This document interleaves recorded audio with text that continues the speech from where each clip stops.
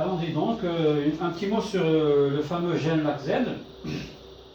Donc, le gène LAC-Z, on l'a vu sur le PUC19, c'est un gène qui code pour une enzyme, la bêta-galactosidase.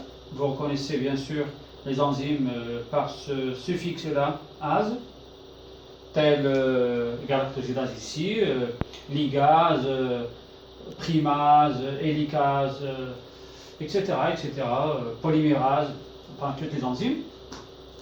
C'est une enzyme qui transforme le X-gal, d'accord, X-galactose. Et voilà ici, c'est un élément nutritif aux bactéries, donc les bactéries qui ont bien sûr ce LAC-Z se nourrissent de ce X-galactose. En fait, c'est un galactoside, quoi. Donc il y a ici le sucre galactose, proche du glucose que vous connaissez, avec un hétérocycle indole. Bon, ça, on ne va pas rentrer dans ces détails de chimie organique, mais bon, ce qu'il y aura à dire, c'est que, bon, on y reviendra tout à l'heure. Je termine d'abord ici. Alors, le X-gal, au départ, il est incolore. Ben, justement parce que il a cette formule-là, dans laquelle participent le galactose et l'indole. Mais lorsque cette enzyme le transforme, en fait, il le transforme comment? C'est on va dire en l'hydrolysant. Finalement, cette galactosidase, c'est une hydrolase. Il va hydrolyser ce X-gal en deux entités, le galactose, proprement dit, et ce cycle-là, enfin cet hétérocycle, parce qu'il y en a deux, cet hétérocycle qu'on appelle l'indole, qui va être oxydé et va donner une couleur bleue, d'accord?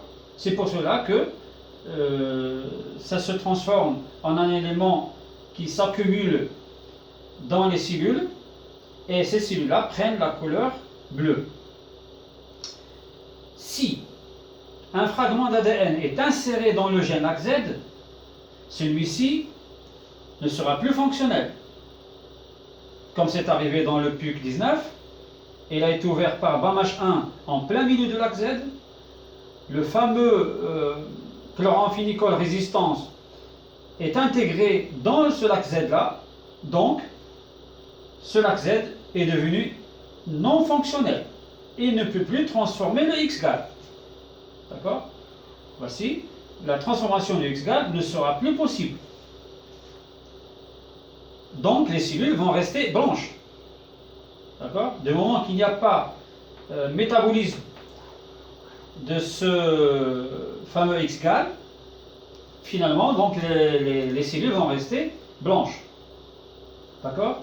Le voilà justement, les colonies resteront blanches. Par contre, si jamais ces cellules ou bien ces bactéries n'ont pas reçu de plasmide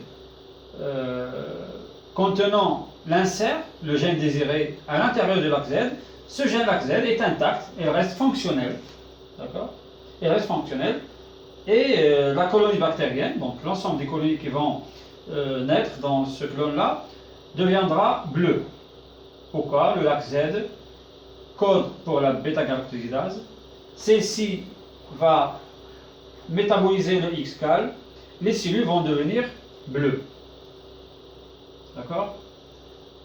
Alors, c'est cette sélection justement, cette différence entre les bactéries tantôt blanches, tantôt bleues, est un moyen bien pratique pour sélectionner les colonies qui contiennent le plasmide avec l'insert.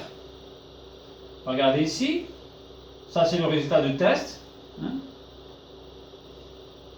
Les cellules, il y en a qui sont bleues, il y en a d'autres qui sont blanches. Donc, celles qui sont bleues contiennent le plasmide avec son LAC-Z fonctionnel et l'hydrolyse de X-gal. Celles qui sont blanches contiennent un plasmide ayant reçu l'insert en plein milieu de LAC-Z. Le LAC-Z n'utilise plus le X-gal, donc la cellule elle est blanche. Ok, donc c'est ça ce qu'on tire de ce texte. Et ici, qu'est-ce qu'il dit? Donc les colonies bleues, voilà, justement, les colonies bleues ont métabolisé le X-gal, donc ils renferment un plasmide au lac Z. D'accord? Voilà.